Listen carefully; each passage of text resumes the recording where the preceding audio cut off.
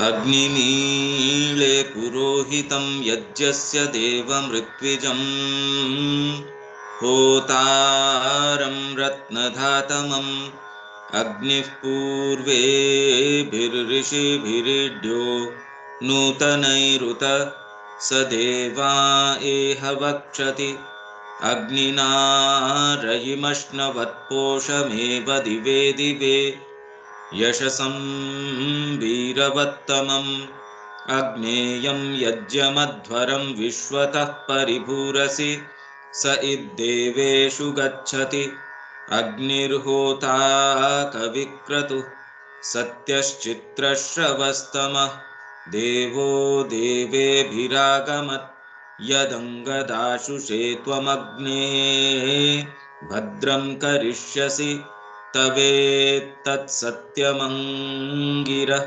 उपत्वाग्ने दिवे दिवे दोषावस्तर्धिया वयं नमो भरन्त एमसि राजन्तमध्वराणां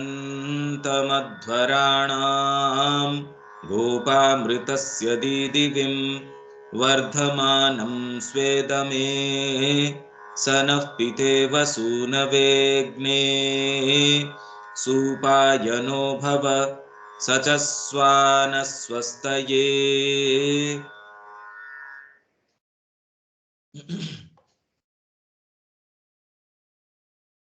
अच्छा, ये जो है ये अपनी जो वैदिक युग है उसका 13वां चैप्टर है।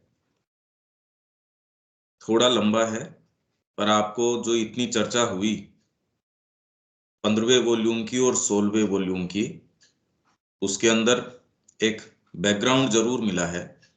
इसके आधार पे अब ये पढ़ेंगे और इसमें कुछ इसकी अध्यात्म पर व्याख्या है, ओवरव्यू भी है, पर ये व्याख्या जो है धीरे धीरे ये करने से आपको इसमें डेफिनेटली कोई चीज जो है ना वो आप इसमें ग्रहण कर पाएंगे। मेरे ख्याल से आपके पास पुस्तक है और ये हो सकता है पेज नंबर एक आध इधर उधर हो। ये यहां तो है पेज 192, पुस्तक लगभग आप सभी के पास है ये। तो ये है वेद की व्याख्या के मनोवैज्ञानिक अथवा अध्यात्मपरक एवं ऐतिहासिक आधार। वेद में गुह्यवादियों के सिद्धांत का एक बौद्धिक वर्णन। इसमें कोई कोई अंश ऐसा है जो हो सकता है हम ऑलरेडी पढ़ के गए हैं, उसका रिपीटिशन हो। जहां आपके कोई बात न समझ में आए आप बीच में रोक लेना। वह गुह्य या गोपनीय अर्थ तथा आंतरिक भाव क्या है जो वेदों के गुह्यवादी अन्वेषण से निकल कर आता है। यह वैसा ही है जैसा हम सर्वत्र ही गुह्यवादियों के अन्वेषण की प्रकृति मात्र से अपेक्षा रखते हैं। अन्वेषण मतलब खोज। गुह्यवादी किस चीज की खोज कर रहे थे, तो इसका गोपनीय अर्थ, वेद का गोपनीय अर्थ या आंतरिक भाव क्या है, ये आपको यदि अनुवाद करके भी दे दिया जाए हिंदी या अंग्रेजी या जिस भाषा में आप समझते हो उसके अंदर, वेद के मंत्रों का शाब्दिक अर्थ भी करके दे दिया जाए, तब उसका अर्थ क्या निकाले। वो तो इसके अंदर, इसीलिए ये चैप्टर मैंने लिया, इसके अंदर आपको वो दोनों चीजें कि ये तो शाब्दिक अर्थ है, अब इसका क्या बनाए। जैसे अगस्त्य और इंद्र का संवाद है, अब क्या बनाए उस शाब्दिक अर्थ का। तो गुह्यवादी जो है वो खोज किस चीज की कर रहे थे, ये वैसा ही है जैसा हम सर्वत्र ही गुह्यवादियों के अन्वेषण खोज की प्रकृति मात्र से अपेक्षा रखते हैं। और साथ ही जैसा कि हम भारतीय संस्कृति के वास्तविक विकास क्रम को देखकर आशा कर सकते हैं। यह उस आध्यात्मिक सत्य का प्रारंभिक रूप भी था जिसकी परिणति उपनिषदों में हुई। मतलब जिसकी परिणति, इसलिए वेदांत, वो कह रहे हैं वेद को खत्म कर दिया। अरे खत्म नहीं किया, ये तो उसकी परिणति है। वेद का गुह्य ज्ञान वह बीज है जो बाद के समय में वेदांत में विकसित हुआ। वह विचार जिसके चारों ओर सभी कुछ केंद्रित है, वह है सत्य, ज्योति, अमरत्व। असतो मा सद्गमय तमसो माँ ज्योतिर्गमय मृत्योर्मा अमृतम गमय। गुह्यवादियों के सिद्धांत का निम्नलिखित पंचविध ब्यौरा है। ये कोट एंड कोट के अलावा जितना भी है ये अपना हाथ से लिखा गया है, ये श्री अरविंद के शब्द नहीं है, पर व्यापक तरीके से अलग अलग स्थानों के ऊपर श्री अरविंद ने जो जो कहा है इसके विषय में, क्योंकि वहां तो हम लिमिटेड थे 15वें वॉल्यूम से या फिर 16वें वॉल्यूम से, यहाँ विषय के अनुसार बहुत अलग अलग तरीके के श्री अरविंद के बिखरे पड़े जो कोटेशंस हैं या जहां जहां वो प्रसंग हैं, वो इस संदर्भ के अंदर अपन ने लाके यहाँ इकट्ठे किए हैं, या कुछ के अंदर उनका ओवरव्यू इकट्ठा करके वो यहाँ गुह्यवादियों के सिद्धांत का निम्नलिखित पंचविध ब्यौरा है। गुह्यवादी मिस्टिक्स जो इस भौतिक तत्व को नहीं, इससे पीछे के जगतों को भी जानते हैं, वो उसका प्रभाव यहाँ कैसे पड़ता है। गुह्य वास्तव में वो है जो आपको प्रत्यक्ष न दिख रहा हो, पर उनके लिए तो ये प्रत्यक्ष आंतरिक चीज भी प्रत्यक्ष थी, और वो कैसे उसके साथ डील करते थे। तो ये पंचविध ब्यौरा है जो अगले 2 अध्यायों में श्री अरविंद के गहन आध्यात्मिक अनुभव पर आधारित वेद के सत्य के विस्तृत निरूपण पर व्यापक परिदृश्य प्रदान करने में उपयोगी सिद्ध हो सकता है। बाहरी जीवन के सत्य से एक गंभीरतर और उच्चतर सत्य है जो मनुष्य को उस तक पहुंचने का अपना मार्ग खोजना है। बाहरी जीवन के सत्य से एक गंभीरतर और उच्चतर सत्य है और मनुष्य को उस तक पहुंचने का अपना मार्ग खोजना है। इस जगत तथा सत्यमृतम और बृहद के महान द्युलोक स्वर्ग के बीच अनेकानेक जगत हैं। हमें इस द्युलोक तक पहुंचने का अपना मार्ग खोजना होता है। मानव जीवन प्रकाश और सत्य की शक्तियों, उन देवताओं जो अमर हैं तथा अंधकार की शक्तियों के बीच संग्राम है। वेद के फंडामेंटल कंसेप्शंस की ये हम पढ़ के गए हैं, तो आपके लिए समझना मुश्किल नहीं होगा। ये वैदिक यज्ञ एक आंतरिक यज्ञ का प्रतीक है जिसमें उच्चतर सत्य तक ले जाने वाले पथ पर गति करने हेतु मानव का देवताओं के साथ आदान प्रदान होता है। यज्ञ की वैदिक धारणा के अनुसार यह मानव का भगवान के प्रति निरंतर आत्मदान है, जो भगवान का मानव में निरंतर अवतरण है। देवता उस एकमेव सत्य तथा एकमेव आनंद के विभिन्न नाम और रूप तथा व्यक्तित्व हैं, जिस तक हमें अवश्य ही ऊपर उठना है। देवता उसकी भिन्न नाम रूप व्यक्तित्व हैं, पर्सनैलिटीज हैं, उनके अपने फंक्शंस हैं, पर अपने सच्चे स्वरूप में स्वयं ही वो सब कुछ है। तो हर देवता अपने परात्पर स्वरूप में सारे और दूसरे देवताओं को अपने अंदर धारण करता है। मूलभूत दृष्टिकोण और आरंभ। श्री अरविंद के अनुसार ऋग्वेद अपने सब भागों मंडलों में एकात्मकता रखता है। इसके 10 मंडलों में से हम कोई भी लें, उसमें हम एक जैसे तत्व, एक जैसे विचार, एक जैसे रूपक और एक जैसे ही वाक्यांश पाते हैं। ऋषिगण एकमेव सत्य के दृष्टा हैं और उसे अभिव्यक्त करते हुए वे एक समान भाषा का प्रयोग करते हैं। एक दूसरे से वे स्वभाव और व्यक्तित्व में भिन्न हैं। कुछ अपेक्षाकृत अधिक समृद्ध, सूक्ष्म और गंभीर अर्थों में वैदिक प्रतीकवाद का प्रयोग करने की प्रवृत्ति रखते हैं। दूसरे अपने आध्यात्मिक अनुभव को अधिक सादी और सरल भाषा में प्रकट करते हैं, जिसमें विचारों की उर्वरता, काव्यात्मक अलंकार की अधिकता या भावों की गंभीरता और पूर्णता अपेक्षाकृत कम होती है। रूपरेखा बता रहे हैं वेद की। प्राय एक ही ऋषि के सूक्त विभिन्न प्रकार के हैं। वे अत्यधिक सरलता से लेकर बहुत ही महान अर्थगर्भित श्रेणी तक के हैं। सरलता, ये तो एक रिलेटिव बात हो गई। सरलता इन द सेंस, जैसे हमने पढ़ा श्री अरविंद ने अगस्त और इंद्र के संवाद में जो वो मंत्र आया था, उसमें कहा बिल्कुल प्लेन है, ये सीधा सीधा स्पष्ट है। उसको वो सरल बता रहे हैं, पर अब वास्तव में कितना सरल है वो तो आप देख सकते हैं। अथवा एक ही सूक्त में चढ़ाव उतार देखने में आते हैं। एक ही सूक्त जो है उसमें, क्योंकि वो एक सूक्त एक छोटी चीज नहीं है, उसमें हर ऋचा भी है, वो इतनी इतनी गंभीर चीजें आपको दे रही है, यात्रा के पड़ाव बता रही है, तो उतार चढ़ाव तो आएंगे उसके अंदर।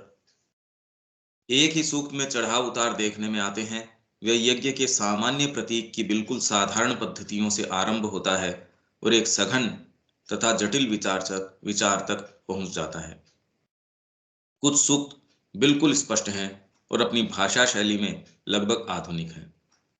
दूसरे कुछ ऐसे हैं जो शुरू में अपनी प्राचीन दिखने वाली अस्पष्टता से हमें असमंजस में डाल देते हैं, परंतु वर्णन शैली की इन विभिन्नताओं से आध्यात्मिक अनुभवों की एकता का कुछ नहीं बिगड़ता।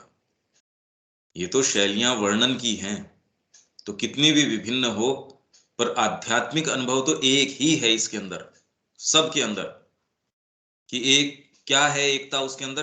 प्रयास है, असतो मा सद्गमय, सबके अंदर और कोई दूसरा प्रयास ही नहीं है। तो इसलिए कितनी भी विभिन्नता हो वर्णन शैली के अंदर, और आपके जीवन में किस तरीके से ये पड़ाव आते हैं, इस यात्रा के जो जो पड़ाव हैं उनका वर्णन है। उसमें देवता किस तरीके से आके उस पड़ाव पे सहायता करते हैं। जब एक देवता आके करता है, कैसे उसको हेल्प करने के लिए और दूसरे देवता आ जाते हैं। नहीं नियत पारिभाषिक शब्दों और सामान्य सूत्रों के कहीं बदल जाने के कारण उनमें कोई जटिलता ही आती है।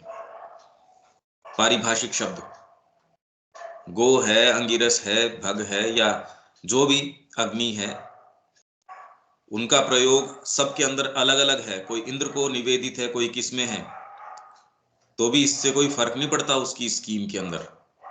जैसे मेधातिथि कांड के गीतिक में स्पष्ट वर्णनों में, वैसे ही दीर्घतमस औचत्य ये ऋषियों के नाम हैं। जैसे आप ये पहला जो है, इसमें ऋषि जो है मधुच्छंदा वैश्वामित्र है। तो वैसे ही ये जो इसके अंदर ये नाम बता रहे हैं कि अलग अलग हैं, ये कुछ ऋषियों के परिवार हैं, कुछ श्रृंखलाएं हैं। तो गीति में स्पष्ट वर्णनों में, वैसे ही दीर्घतमस औचत्य की गंभीर तथा रहस्यमय शैली में, और जैसे वशिष्ठ की एक रस समस्वरताओं में, वैसी विश्वामित्र के प्रभावोत्पादक शक्तिशाली सूक्तों में हम ज्ञान की वही दृढ़ स्थापना और दीक्षितों की पवित्र विधियों का वही सतर्कता युक्त अनुसरण पाते हैं। मतलब ऋषि तो कोई सा भी हो इसके अंदर, तो भी इसके अंदर क्या है? ज्ञान की वही दृढ़ स्थापना, और दीक्षित जो दीक्षा ले लेता है, उसके लिए ये जरूरी नहीं है कि दीक्षा मतलब आपको सिर मुंडाना पड़े, या जो एक पारंपरिक आपने उसका एक चित्रण कर रखा है, भगवा धारण कर लिया, पर भीतर से आपके ये संकल्प जागृत हो गया कि मेरा जीवन आज के बाद माँ का है। कोई भी प्रश्न जीवन का होगा, उसका उत्तर ये होगा माँ के लिए, माँ का होगा, सब माँ के रेफरेंस से, मतलब होगा आपकी अंतरात्मा के रेफरेंस से होगा। फिर आप कुछ भी करते हो तो आप दीक्षित की श्रेणी के अंदर हैं। और भले आप वेद पाठ ही कर रहे हो, पर वो किस लिए कर रहे हैं, उसका कारण कोई अंतरात्मा नहीं है, उसके कारण यदि आप कोई दूसरे बताते हैं तो आप दीक्षित की श्रेणी के अंदर नहीं है। वेद की इसी विशिष्टता के कारण श्री अरविंद का कहना है कि उनके द्वारा प्रतिपादित व्याख्या की मनोवैज्ञानिक अथवा अध्यात्म प्रणाली एक ही ऋषि के छोटे से सूक्त समुदाय के द्वारा वैसी ही अच्छी तरह उदाहरण देकर पुष्ट की जा सकती है, जैसे कि दसों मंडलों से इकट्ठे किए हुए कुछ सूक्तों के द्वारा। जब श्री अरविंद ने व्याख्या की अपनी प्रणाली को अधिक बारीकी के साथ आगे बढ़ाया, तो उन्होंने पाया कि एक बार प्रतीकों के गहनतर आशय ज्ञात होने पर वैदिक कथाओं अथवा गाथाओं का आध्यात्मिक प्रयोजन स्पष्ट और निश्चित हो जाता है। ये श्री अरविंद ने किस तरीके से उनको तय किया, निश्चित किया उन शब्दों को, ये कुछ वहां था भी, यहां प्रसंगवश बीच बीच में आ भी जाएगा, पर वो कथा कौन सी है, गाथा कौन सी है, उसको हिस्टोरियंस ने किस तरीके से हैंडल किया उस कथा को, और उसका क्या बना दिया, और एक्चुअल में उसका अध्यात्म पर क्या अर्थ है, ये कुछ कंपैरिजन यहाँ आने से हमको बहुत क्लैरिटी होगी। उसी के लिए हम ये पढ़ रहे हैं। जो थोड़ा सा विषय से अलग होके, अलग तो नहीं क्योंकि 15वां और 16वां इसी के ऊपर था, पर इसमें एक्चुअल में हमको कुछ हाथ लगे, इसमें कुछ हमको इसका स्वाद आए, उसके लिए उन्होंने पाया कि वेद का प्रत्येक तत्व उसके दूसरे प्रत्येक तत्व के साथ अवियोज्य रूप से गुथा हुआ है, और इन रचनाओं का स्वरूप मात्र ही हमें बाध्य करता है कि विवेचन की जिस प्रणाली को हमने स्वीकार किया है उसे हम सुदूरतम युक्ति संगत दूरी या सीमाओं तक ले जाएं। इनकी सामग्री बड़ी चतुराई के साथ दृढ़ हाथों के द्वारा मिलाकर जोड़ दी गई है, और इनसे व्यवहार करने में हमारे द्वारा की गई कोई भी असंगति इनके अभिप्राय और इनकी सुसंबद्ध विचार श्रृंखला के संपूर्ण ताने बाने को ही छिन्न भिन्न कर देती है। वेदों की सारी सामग्री जो है बहुत ही कुशल तरीके से, बहुत कुशल दक्ष हाथों के द्वारा वो पूरे को बुना गया है। अब उसके अंदर यदि हम गलत हाथों के से उसको छूते हैं तो विचार श्रृंखला का पूरा ताना बाना है वो छिन्न भिन्न, उसका कोई अर्थ ही नहीं निकल के आएगा, उसका कोई अर्थ नहीं निकल सकता। तो ये अर्थ किसके सामने प्रकट होगा? जो दीक्षित है, जिसको डीप अनुभव है, जो इस मार्ग में गया है। जो इस मार्ग में नहीं है वो इसका अर्थ नहीं निकाल सकता, क्योंकि ये कोई संस्कृत के भरोसे नहीं है। ये चीज तो प्रमाणित हो रही है, इसके ऊपर जो भाष्य लिखे गए हैं वो संस्कृत के विद्वान हैं, पर ये वाली अगर चीज न हो, ये प्रवेश न हो भीतर, अब सोचिए कितनी विशिष्ट बात है ये, कैसे सारी चीज बदल जाती है आपके। आप सोचते हो कि ये थोड़ा सा, अरे थोड़ा सा नहीं है, पांडित्य के स्तर की चीज ही नहीं है ये। यही वो बता रहे हैं कि सायण ने, यास्क ने, इन्होंने इसमें प्रयास किया है, और क्यों आवश्यकता है? नहीं तो श्री अरविंद उसी को ऑथोराइज कर देते। क्यों एक नई हाइपोथेसिस की आवश्यकता है, एक नई प्रस्थापना, इनको क्यों इतना गंभीर इसमें प्रयास करना पड़ा? आप देखिए कितना, जितना काम इनके ऊपर किया गया है, वेदों के ऊपर इतना विराट प्रयास, और फिर बाद में एक एक शब्द को लेके जो इन्होंने लिखा वो तो मानिए उसकी परिणति है। इन्होंने लंबा उसके ऊपर अनुसंधान किया, तब लेख के रूप में तो छोटा सा कि मैंने इस शब्द को लेके सारों को देखा, ये सब जगह फिट बैठता है क्या? पर उसके लिए उन्होंने पूरा उसको, वेद को पूरे को खंगाला होगा, आप ये सोचिए। इस प्रकार वेद मानो अपनी प्राचीन ऋचाओं में से अपने आप को प्रकट करता हुआ श्री अरविंद के सामने इस रूप में उभर आया कि यह सारा का सारा ही एक महान और प्राचीन धर्म की, जो पहले से ही एक गंभीर आध्यात्मिक अनुशासन से संपन्न था, ये प्राचीन धर्म जो भी, उसकी धर्म पुस्तक है। एक ऐसी धर्म पुस्तक नहीं जो गड़बड़ विचारों से भरी हो। आज तक भी यही मान्यता है। अगर खाली आदर आपका उसके प्रति है पर प्रवेश नहीं है, तो आदर आपका कोई उसको आधार तो है नहीं।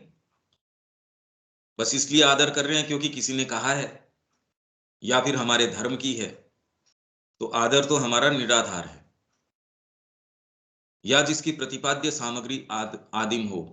तो अगर आदिम है, बहुत आदिम है, इनको तो सेंस नहीं है, ये क्या बातें कर रहे हैं? सूर्य का जैसा स्वरूप बता रहे हैं, नदी ऐसा कोई काम करती है क्या? ये तो अग्नि इस तरीके का काम थोड़ी करती है। अब ये अग्नि से ज्ञान मांग रहे हैं, अभी भौतिक अग्नि जो है वो तो ये काम कर नहीं सकती।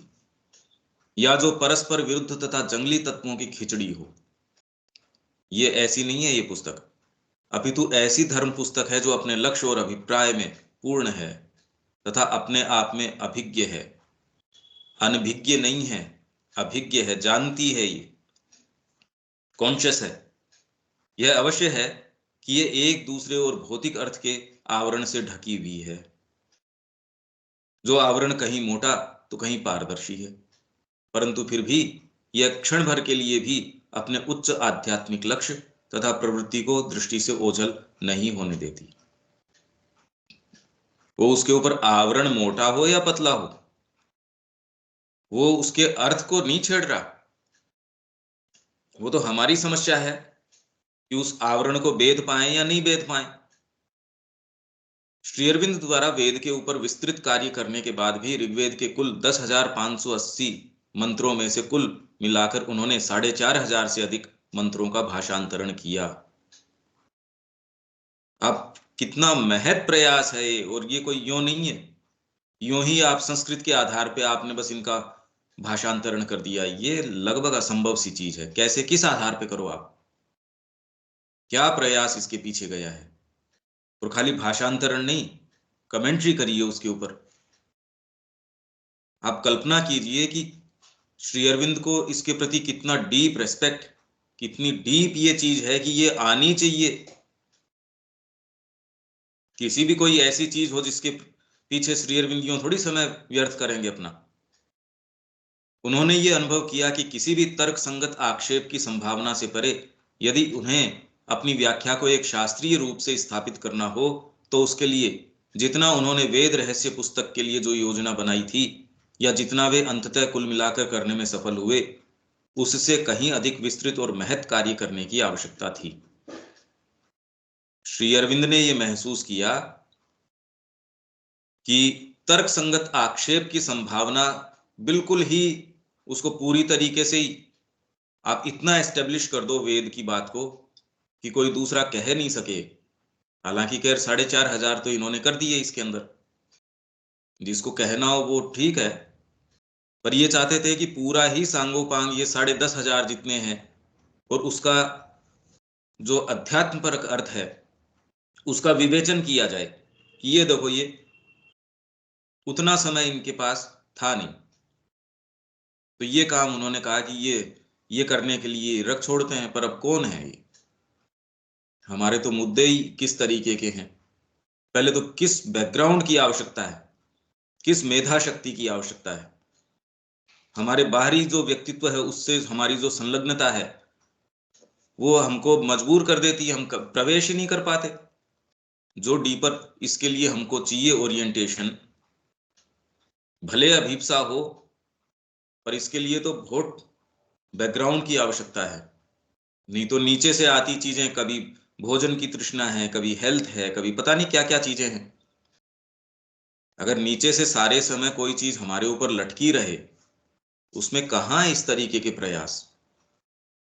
अब इंतजार चल रहा है ये कौन आए कौन करे इस काम को। ऐसे ही श्री अरविंद के जितने भी हैं, सब के अंदर उन्होंने हमारे लिए एक आगे के लिए छोड़ दिया कि भाई ये लो, करो इस काम को, हमारे कार्य को आगे लेके चलो। तो करने का काम है ये ही एक ऐसा काम है जो भले हम असफल भी हो जाए तो भी करने का है ये। क्योंकि जो हम जीवन जी रहे हैं उसमें तो कोई सफलता असफलता वो तो जीवन है ही नहीं वास्तव में। तो यद्यपि Veda Rahasya, hymns to the mystic fire, यही 16वां वॉल्यूम हम पढ़ के गए थे, 15वां है वेद रहस्य।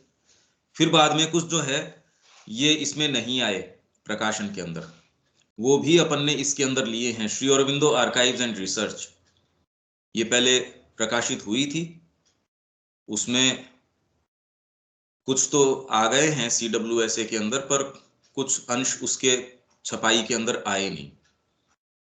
तो अपनी जो ये पुस्तक है उसमें से भी सारा अध्ययन करके, जहां, क्योंकि यूं तो इतना है उसको समाहित आप करना बड़ा मुश्किल है, तथा अन्य कृतियों में स्वयं के आध्यात्मिक अनुभव के आधार पर निरूपित श्री अरविंद की वेद व्याख्या किसी भी अन्य व्याख्या जितने ही सुदृढ़ आधार पर प्रतिष्ठित है। हालांकि श्री अरविंद ने वेद रहस्य पे जो काम किया है, hymns to the mystic fire, जो हम पढ़ के गए हैं अभी, या और अलग अलग स्थानों के ऊपर श्री अरविंद ने जो चीज सामने लाके प्रकट की है, उसमें डाउट या उसमें कोई बिल्कुल वेल फाउंडेड चीज है, एकदम उसके ऊपर कोई काट कर नहीं सकता उसकी, फिर भी श्री अरविंद महसूस करते हैं कि अकाट्य तरीके से इसको स्थापित करने के लिए और महत् प्रयास करने की इसके अंदर आवश्यकता है। तो यदि किसी को महसूस हो तो ये काम करने के हैं, एज इफ श्री अरविंद अपेक्षा रख रहे हैं भी कोई करो इन कामों को। और जिन लोगों को स्वयं इतना अनुभव प्राप्त है जो उन्हें श्री अरविंद व उनके गंभीर एवं व्यापक आध्यात्मिक अनुभव व ज्ञान पर आधारित निष्कर्षों में अटूट श्रद्धा प्रदान करता है, उनके लिए ये निष्कर्ष ऐसे अंतिम निष्कर्ष हैं हमको तो कोई दिक्कत है नहीं। हमारे लिए तो श्री अरविंद ने जो भी कहा है, अगर वो एक एक लेख भी लिखते, हमारे लिए तो अंतिम है वो। उनके शब्द, उसकी कोई हमको प्रामाणिकता कहीं और खोजने की आवश्यकता नहीं है। वो शब्द मात्र ही हमारे लिए प्रामाणिक है, जो किन्हीं भी पांडित्यपूर्ण संशयों तथा संदेहों के तीव्र प्रहारों से अप्रभावित रहते हैं। केवल आज की शिष्ट बुद्धि को संतुष्ट करने के उद्देश्य से ही श्री अरविंद ने वेद की अपनी अध्यात्मपरक व्याख्या की अभिपुष्टि भाषा वैज्ञानिक, फिलोलॉजी, पूरे भाषा विज्ञान के आधार पर आधारित करी और ऐतिहासिक आधार के ऊपर।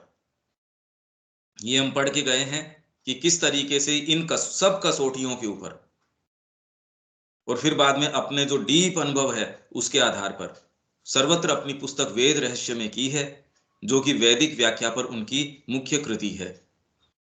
श्री अरविंद अपना विवेचन वेद की प्रथम ऋचा से आरंभ करते हैं।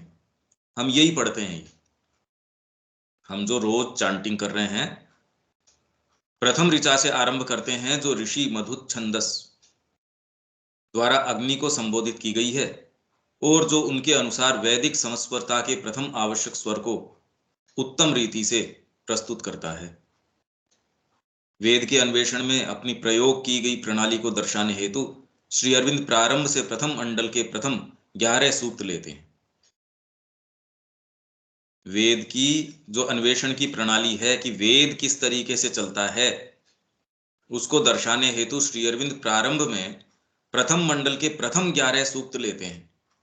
हम जो पढ़ते हैं वो पहला सूक्त है, इस तरीके के वो 11 लेते हैं, जिनमें पहले 10 वैश्वामित्र मधुत छंदस के हैं और 11वां उनके पुत्र जेता का है।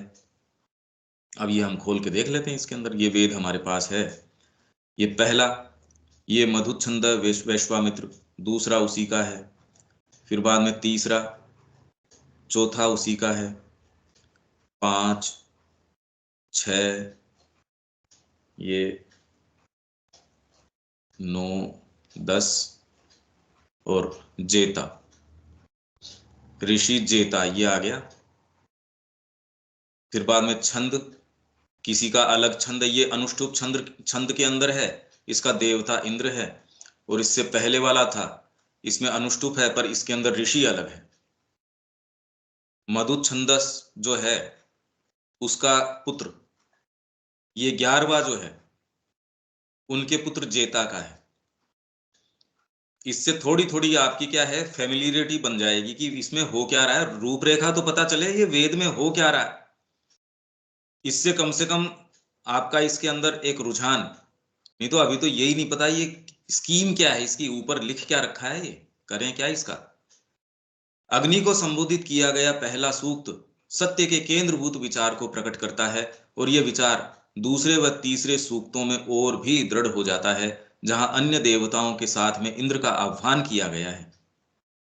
शेष 8 सूक्तों में 11 लिए हैं, जिसके अंदर से पहले के अंदर सूक्त के अंदर केंद्रभूत विचार है, दूसरे व तीसरे सूक्तों में भी सुदृढ़ हो जाता है।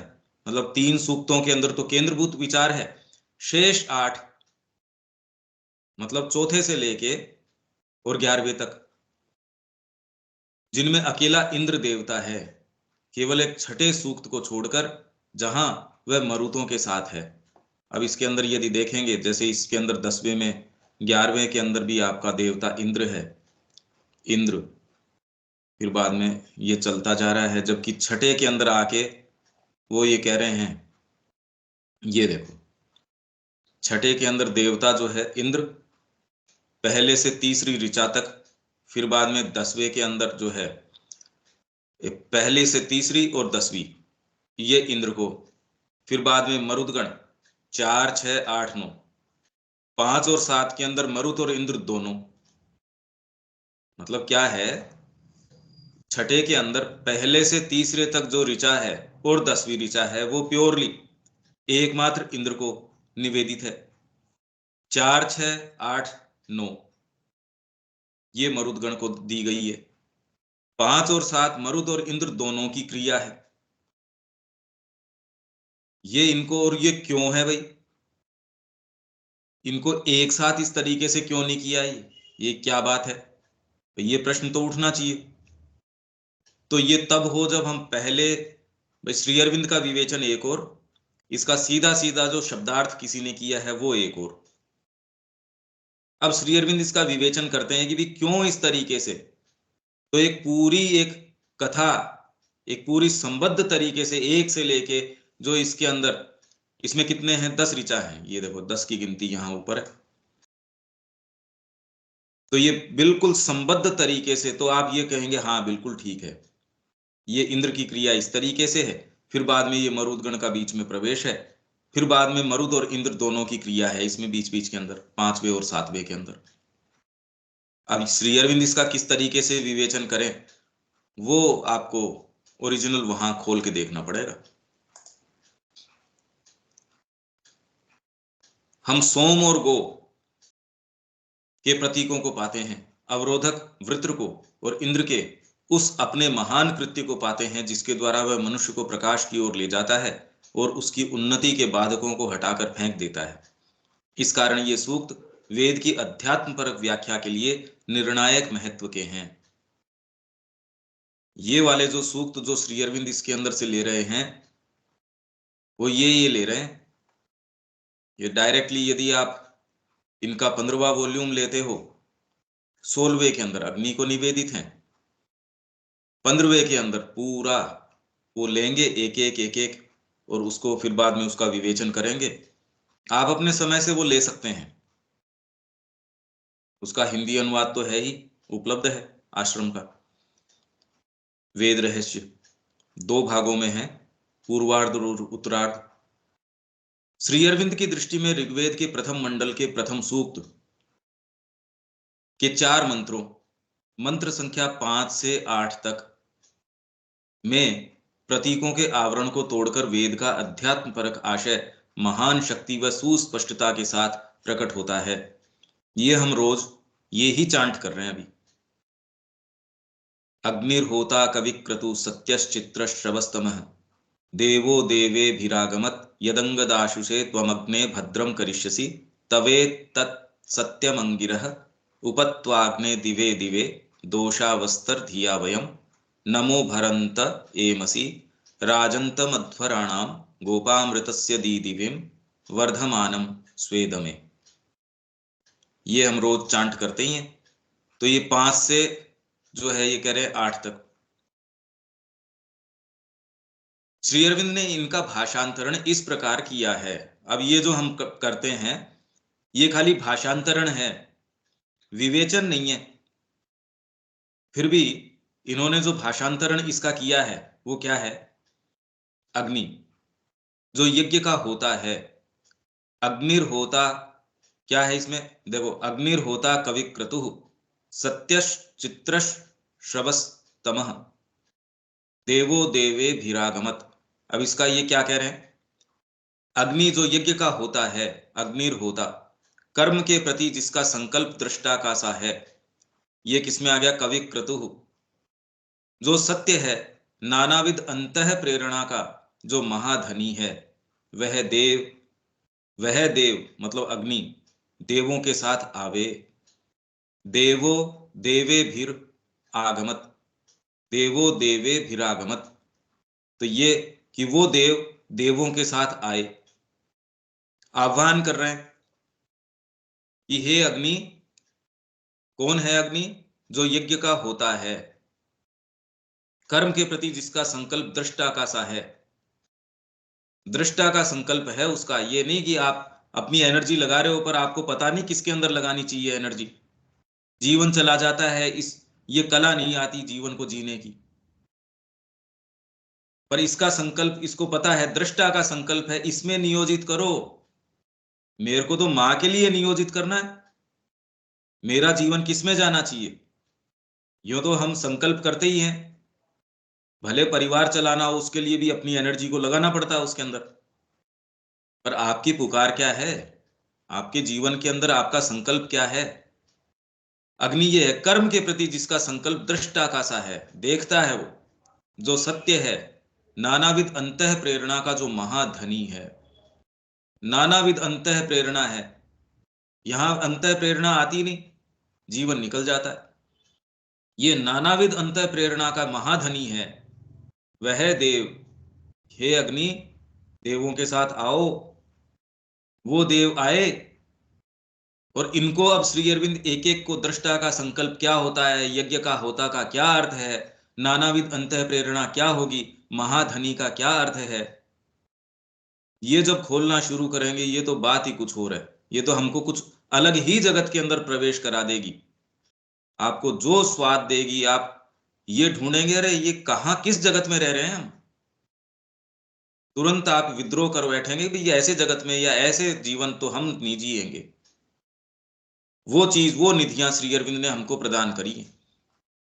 एक एक लाइन, एक एक मंत्र इसका, एक एक ऋचा इसकी इस तरीके की है कि उसका खोला जाए तो आप कहो रे ये तो प्योर आनंद है, प्योर अमृत है ये। वह भद्र। अब दूसरा क्या आ गया इसके अंदर, यदंग दाशुषे त्वमग्ने भद्रम करिष्यसि। वह भद्र अथवा शुभ जो तू हवि देने वाले के लिए करेगा। किसको कह रहे हैं? अग्नि को। जो शुभ तू प्रदान करेगा, जो हवि उसके अंदर डाल रहा है, वही तेरा वह सत्य है हे अंगिरस। मतलब तू तेरा सत्य हवि प्रदान करने वाले को प्रदान करेगा अग्नि। वह भद्र अथवा शुभ जो तू हवि देने वाले के लिए करेगा, जब आप उसके अंदर हवि डालते हो, वही तेरा वह सत्य है हे अंगिरस। इसमें अग्नि को अंगिरस बता दिया। यहां कैसे आ गया इसमें, तवेत तत् सत्यम अंगिरह। तेरा वो ही सत्य है हे अंगिरस, वही तेरा वह सत्य है। कौन सा? जो तू उसको प्रदान करेगा। मतलब तू तेरा सत्य जो तेरे अंदर हवि प्रदान करता है, हवि डालता है, तेरा सत्य तू उसको प्रदान कर देगा। तेरे प्रति दिन प्रतिदिन हे अग्नि, रात्रि में और प्रकाश में हम विचार के द्वारा अपने आत्मसमर्पण को धारण करते हुए आते हैं। तेरे प्रति दिन प्रतिदिन हे अग्नि, निरंतर हमारा जीवन चल रहा है। रात्रि में और प्रकाश में, भले आज मेरे जो मानसिकता है वो थोड़ी सी शिथिल है, कुछ अंधकार में है, एक ये बिल्कुल प्रकाश से मैं भरा हूं, भले कुछ भी हो, भी करना तो मां का ही काम है।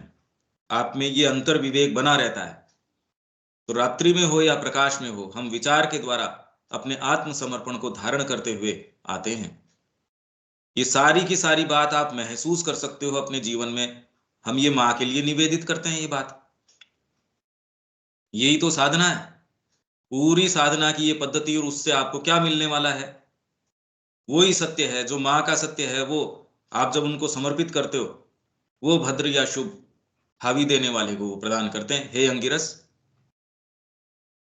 तेरे प्रति जो यज्ञों में देदीप्यमान होता है, या जो यज्ञों का संचालन करता है, सत्य का और इसकी ज्योति का संरक्षक है, स्वधाम में वर्धित हो रहा है। यहां क्या है? उपत्वाग्ने दिवे दिवे, ये तो आ ही गया अपना। दिवे दिवे दोषावस्तर धिया वयम नमो भरंत एमसी। फिर बाद में स्वधाम में वर्धित हो रहा है। तेरे प्रति जो यज्ञों में दैदीप्यमान होता है, कौन है यज्ञों में दैदीप्यमान होने वाला, या जो यज्ञों का संचालन करता है? अग्नि। अग्नि को निवेदित किए जा रहे हैं। यज्ञ के अंदर अगर इसको भौतिक तरीके से ले तो भी प्रज्वलित कौन होता है, दैदीप्यमान कौन होता है? अग्नि। हवन आप कर रहे हो, उसमें दैदीप्यमान कौन है? अग्नि। तो तेरे प्रति सत्य का और उसकी ज्योति का संरक्षक है तू, हे अग्नि। सत्य का और इसकी ज्योति का संरक्षक है, स्वधाम में वर्धित हो रहा है। तो फिर यह अग्नि देवता कौन है जिनके लिए ऐसी गुह्यवादी तेजस्विता की भाषा प्रयुक्त की गई है? यज्ञ के अंदर दैदीप्यमान होता है, यहां तक तो ठीक है, पर सत्य और उसकी ज्योति का संरक्षक है। भौतिक अग्नि सत्य और उसकी ज्योति के संरक्षक, मतलब उसकी रक्षा कैसे करेगी भाई? हाँ जल रही है, वहां तक तो ठीक है। स्वधाम में वर्धित हो रहा है, या ये जितनी बातें ये करी गई अग्नि की, और जब श्री अरविंद इसको खोलेंगे इस एक सूक्त को श्री अरविंद ने कितनी बार इसका विवेचन किया है। मतलब इस एक को ही उन्होंने बहुत बार इसको लेके कि अरे ये पहले उसको खोला, फिर बाद में दोबारा खोला, फिर खोला, करते गए। हम तो एक को अगर पता चल जाए उसके अर्थ का तो हमको बड़ा मुश्किल है, वो तो बार बार। तो फिर ये अग्नि देवता कौन है जिसके लिए ऐसी गुह्यवादी तेजस्विता की भाषा प्रयुक्त की गई है, जिसके साथ इतने व्यापक और गंभीर कार्यों का संबंध जोड़ा गया है।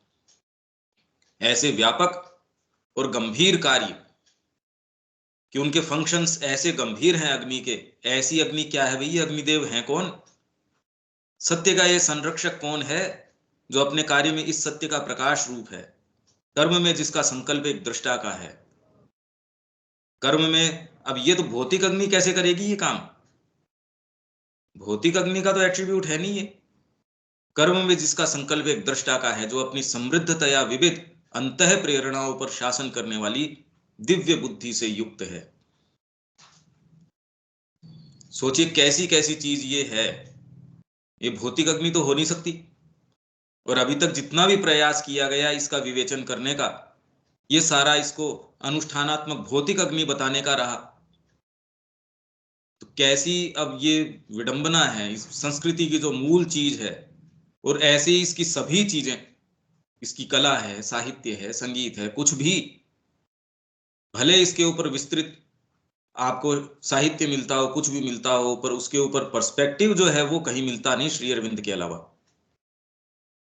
वह सत्य क्या है जिसकी वह रक्षा करता है, और वह भद्र क्या है जिसे वह उस हवि देने वाले के लिए सृजन करता है। आपको वो भद्र देता क्या है? मतलब अच्छी चीज, शुभ। ये अग्नि हमको कौन सी वो अच्छी चीज प्रदान करती है जो उसके पास सदा दिन रात विचार में हवि रूप से नमन और आत्मसमर्पण को धारण किए हुए आता है। जो व्यक्ति उसके पास इस भाव से जाता है, अग्नि उसको भद्र प्रदान करती है। तो क्या भद्र प्रदान करती है भाई वो? मेरे ख्याल से यहां तक इसका जो मूल अर्थ है वो तो खैर बड़ा, उसके मायने तो गंभीर हैं, पर यहां तक तो सेंटेंसेस तो आपके ठीक चल रहे होंगे। पुस्तक तो आपके पास है इसमें, रविकांत जी। जी समझ रहे हैं, एक बार और हाँ, आप पुस्तक है ना आपके पास? हाँ हाथ में है। हाँ ठीक है। बाकी तो इसको आप, क्योंकि अब इसके आधार पे धीरे धीरे आप उस पुस्तक को भी ले पाएंगे, नहीं तो जिस तरीके की पुस्तक आदमी डरता हाथ में नहीं लेता उसको कि क्या करें इसका। आगे चलते हैं। अग्नि सभी वैदिक देवों में सबसे अधिक महत्वपूर्ण, सबसे अधिक व्यापक है। इसीलिए पूरा एक वॉल्यूम हम बार बार इसको क्यों कह रहे हैं, क्योंकि हम अंडर एस्टिमेट करते हैं। एक पूरा वॉल्यूम श्री अरविंद ने अग्नि को निवेदित कर दिया है। कैसी ये छोटी बात, एक लेख नहीं लिखा जा सकता।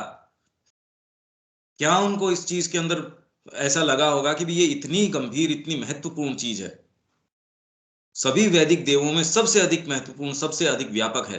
भौतिक जगत में वह सर्वसामान्य भक्षक और उपभोग करता है। भौतिक जगत के अंदर भक्षक है ये अग्नि, है वो भक्षण कर देती है। कुछ भी डालो वो भस्मीभूत कर देगी, राख बना देगी उसकी। और उपभोग करता है, साथ ही वह पवित्र करता भी है। जब वह भक्षण करता है और उपभोग करता है तब भी वह पवित्र करता है। कोई भी चीज शुद्ध करनी है, क्या करें? अग्नि के अंदर डाल दो, शुद्ध हो गया। वह अग्नि है जो तैयार करता है और पूर्ण बनाता है। इसमें स्त्रीलिंग का प्रयोग नहीं है, क्योंकि अग्निदेव ये पुरुष है। इसलिए वह अग्नि है जो तैयार करता है और पूर्ण बनाता है। साथ ही वह अग्नि भी है जो आत्मसात कर लेता है, और शक्ति की वह उष्णता है जो रचना करता है। ये सारे डीपर सेंस के अंदर हैं। आप भौतिक अर्थ भी इसके ऊपर लगा देते हो, पर भक्षण किस चीज का करता है? आपकी जितनी इंप्योरिटीज हैं, ये व्यक्ति सोचता है यार मैंने इनसे पिंड छुटा लिया, मेरी इनसिंसियरिटीज हैं और हैं, तो ये तो अब कैसे इसको दूर कैसे करें? अग्नि के अंदर डाल दो। आपका जो माँ के प्रति संकल्प है उसके अंदर भस्मीभूत करने के बाद राख बन जाएगी, खत्म। वो पवित्र कर देगा उस चीज को। तो ये भक्षण करके, उपभोग करके पवित्र कर देगा आपकी हर चीज को। आप भोजन पहले ग्रीड के कारण कर रहे हैं, आपने ऑफर कर दिया माँ को, वो ही क्रिया पवित्र हो जाएगी। आप कोई भी बाहरी एक्ट कर रहे हैं, पहले वो एक्ट बांधता था। आपने माँ के निमित्त उनको कहा, लो माँ आओ देखो, आप देखो। ये कहने मात्र से भी आप देखेंगे धीरे धीरे करके वो उसकी जो इम्प्योरिटीज हैं वो सारी चीजें उसका भक्षण कर लेगा, एकदम शुद्ध कर देगा, पवित्र कर देगा। वह अग्नि है जो तैयार करता है और पूर्ण बनाता है, पूर्ण करता है। साथ ही वह अग्नि भी है जो आत्मसात कर लेता है। इसीलिए आप साधना कर पाएंगे। अगर आपने अपने आप को संकल्प को नहीं दिया, माँ के प्रति आपका जो संकल्प है उसके अंदर अपने आप को नहीं दिया, और उसने आपको आत्मसात नहीं किया, तो हम चलते रहो चाहे जीवन में कितने लोग कितने कितने विराट प्रयास करते हैं, काम करते हैं, तो भी कोई साधना थोड़ी हो रही है उससे। और जैसे ही आपने अपने आप को उसमें दिया और उसने आपको आत्मसात कर लिया, उसने ले लिया।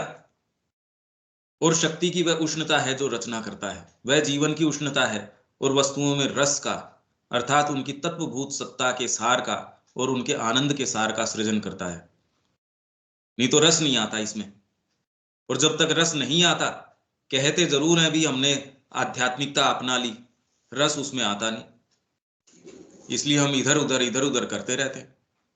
ये रस का सृजन करता है। एक बार आपको उसमें रस आना शुरू होगा, आपको कोई रोक नहीं सकता। आपको तो रस ही उसमें आ रहा है।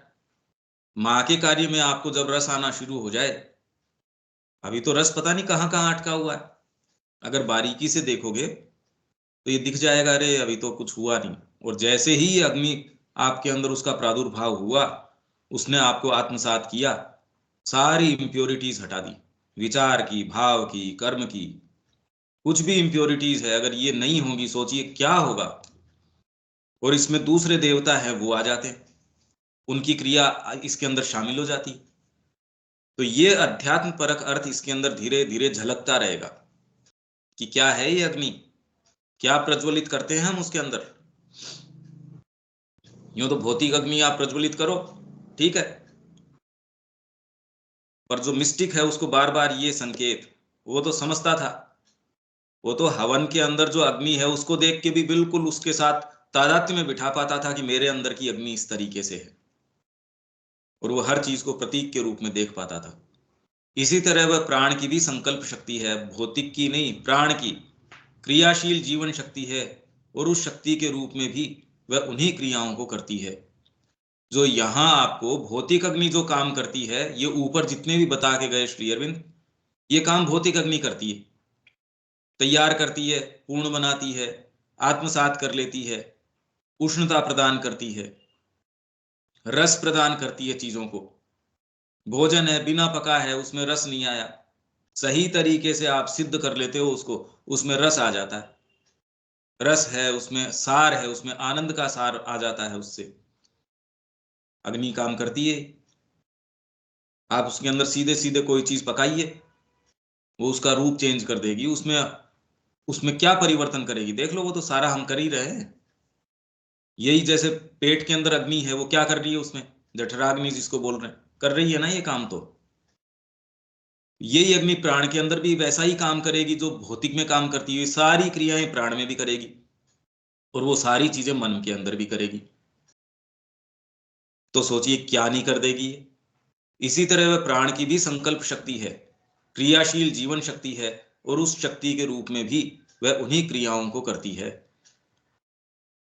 भक्षण और उपभोग करती है, पवित्रीकरण करती हुई, तैयार करती हुई, आत्मसात करती हुई, रूप बनाती हुई वह सदा ऊपर की ओर उठती है और अपनी शक्तियों को मरुतों, मनः शक्तियों के रूप में परिणत कर देती है। पर जब ये इस मनः शक्तियों, मरुतों के रूप में परिणत कर देती है ये अग्नि, तभी वो अगस्त्य है इनकी सहायता से आगे जाने की कोशिश कर रहा था, पर वो क्यों क्यों उसको इंद्र ने आके रोक लिया। वो प्रसंग भी आ जाएगा। हमारे मनोविकार और मलिन भावावेग इस अग्नि के ज्वलन का धुआं है। धुआं है, धुआं उड़ता है, आंखों में भी कितनी जलन करता है। तो जब धुआं उठता है तो आप कह रहे हैं घी डालो इसके अंदर थोड़ा। यज्ञ की अग्नि के अंदर जब तक पूरी बिना धुएं के जलती रहती है तब तक ठीक है। जैसे ही उसके अंदर धुआं आया, आप भी परेशान होते तो आप कह रहे हैं इसके अंदर घी डालो। क्लैरिटी है माइंड की, जहां क्लैरिटी नहीं है दिमाग के अंदर वहां धुआं उठना शुरू। तो एकमात्र श्री अरविंद को पढ़ने से जो क्लैरिटी आती है चीजों के विषय में, बाकी जगह धुआं ही धुआं है। आप ये देख सकते हैं, हर जगह क्वेश्चनिंग है, या फिर कई चीजों के प्रति वो आंख बंद करनी पड़ती है उनको, भाई इसका उत्तर हमारे पास नहीं है, या उसका किसी ऐसा कोई दकियानुसी उत्तर देंगे। जीवन में ये तकलीफ क्यों? तो उसको बताएंगे आपने पहले कोई पूर्व जन्म में ये अपराध किए थे, ये किए थे। अरे यार, शुरू में मैंने जब शुरू किए थे उसी दिन प्रारब्ध बन गए थे क्या मेरे? नहीं, इसके अंदर फिर बाद में कुछ धर्म है, उसके अंदर वो एक कहेंगे एक राक्षस भी है, एक अच्छी चीज है, एक एक जो है देवता है, एक राक्षस है, वो ये काम करता है, इसका मतलब राक्षस भगवान से ऊपर हो गया। ऐसी ऐसी क्वेश्चनिंग्स है जिसका कोई उत्तर नहीं है। तो सर्टेन चीजों के प्रति आंख बंद कर लेते हैं, या उनको ये पूछें धरती ऐसी चलेगी, कोई रूपांतर होगा या नहीं होगा? श्री अरविंद के अलावा तो कोई दूसरा कह नहीं रहा कि यहाँ रूपांतर होगा। वो आपको कहते हैं नहीं, यहाँ राज्य भगवान का आएगा। कैसे? कैसे आएगा? जब तक मृत्यु है, अज्ञान है, ये सारी की सारी चीजें हैं, तब तक भगवान का राज्य कैसे आ जाएगा? और उसका उनके पास उत्तर नहीं है। बस ठीक है, उन्होंने कह दिया। तो ये धुआं है सारा का सारा, ये क्लैरिटी है नहीं। उसमें घृत आप डालते हो तब अग्नि जो है प्रज्वलित होती है। तो हमारे जितने मलिन भावावेग हैं, मनोविकार हैं, ये प्राण के अंदर और मन के अंदर भी ये ऐसे ही काम करती है अग्नि। केवल मात्र इसी के अवलंब से, सहारे से हमारी सब स्नायुविक शक्तियां अपनी क्रिया में करने में सुनिश्चितता पाती हैं। आपकी स्नायुविक शक्तियां जितनी भी हैं, आंखें किस तरीके से काम करेंगी, आपकी जो नस नाड़ियां हैं वो कैसे काम करेंगी, अग्नि उनके अंदर विराजमान शक्ति है। अगर रस नहीं आ रहा तो उसकी शक्ति चली जाएगी।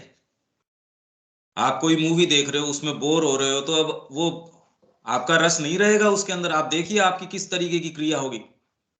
और वो ही मूवी कोई ऐसी है जो बड़ी आपको मनोरंजक लग रही है, तुरंत आपकी जो ये स्नायुविक शक्तियां, उसमें कैसे आपको एक कोई आवेग आएगा। देखिए, कोई भोजन है, उसमें आपको रस नहीं आ रहा, बस ठीक है पेट भरने के लिए कर रहे हैं, तो उसमें आपकी तृप्ति नहीं होगी। एक ऐसा है जो बिल्कुल रस से भरा है, आपको तृप्त करेगा। कोई व्यक्ति है, कोई बात है, तो ये जो स्नायुविक शक्तियां हैं अपनी क्रिया करने में सुनिश्चितता पाती हैं। कौन है जो इनको ये प्रदान करता है?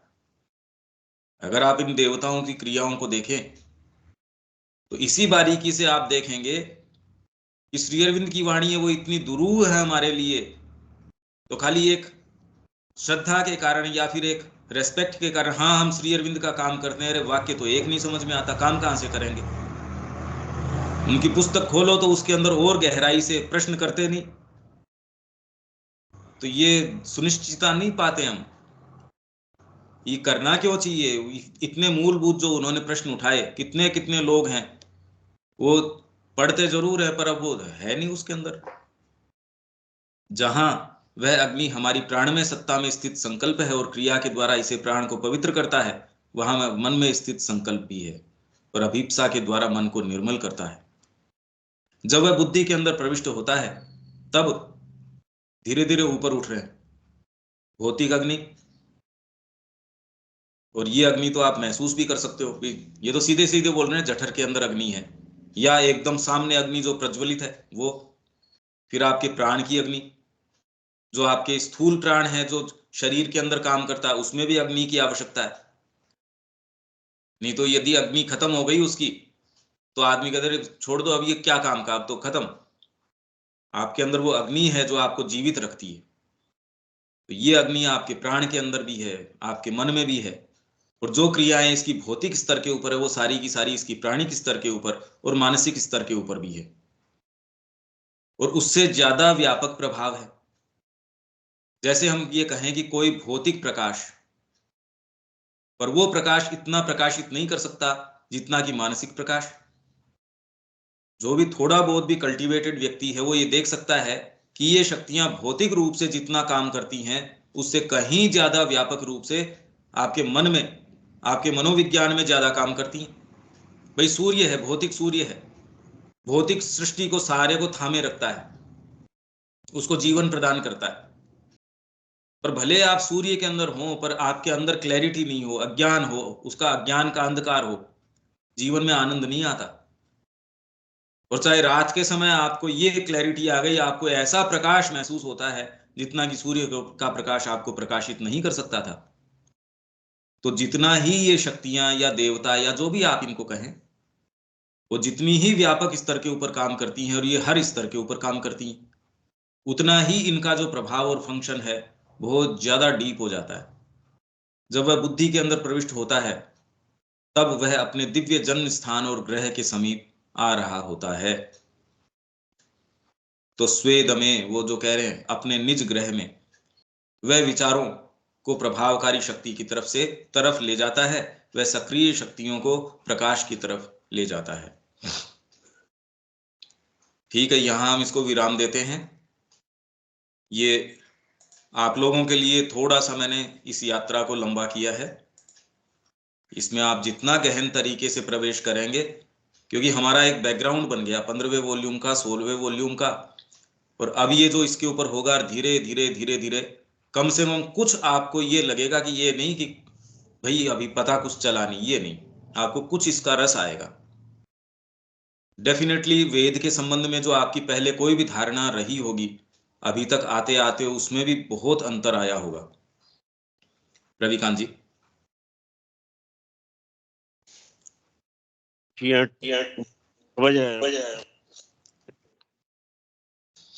ये चैप्टर आप अपने स्तर के ऊपर भी पढ़ते रहिए, हिंदी के अंदर है, और जिन लोगों तक भी ये पहुंचा सकें, क्योंकि जो जो हम पढ़ रहे हैं उसको आप बिल्कुल निश्चिंत तरीके से लोगों के पास पहुंचा सकते हैं, क्योंकि उसके ऊपर और आज की तारीख जो है वो डाल के, और आज की तारीख जो कक्षा का जो जो जो नंबर आएगा वो डाल के, जिससे आपके पास भी ये रेफरेंस रहे कि यहाँ ये वाला है। जैसे हमारी क्लास का जो नंबर चल रहा है वो अपने पेज के ऊपर आप डाल के छोड़ सकते हैं, आपको रेफरेंस मिल जाएगा कि भी यहाँ से शुरू हुआ। किसी को आप गिफ्ट भी करते हैं तो आपको भी यहाँ से फॉलो कर ले, ये तेरे को ये मिल जाएगा। ये शब्या जी, किसी हाँ और भैया। के भी कोई बात? हाँ जी शब्या जी।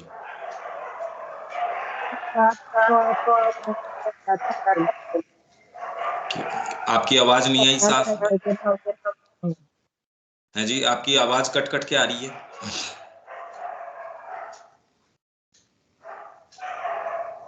शब्या जी। एक मिनट।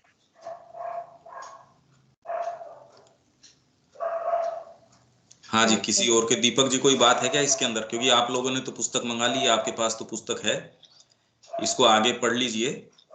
इसको हम थोड़ा पढ़ जाएंगे पूरे को। हाँ जी। आज का जो पढ़ाया जा रहा है, आज जो आप बता रहे हैं वो हम लोग को ज्यादा क्लियर कर रहा है भैया।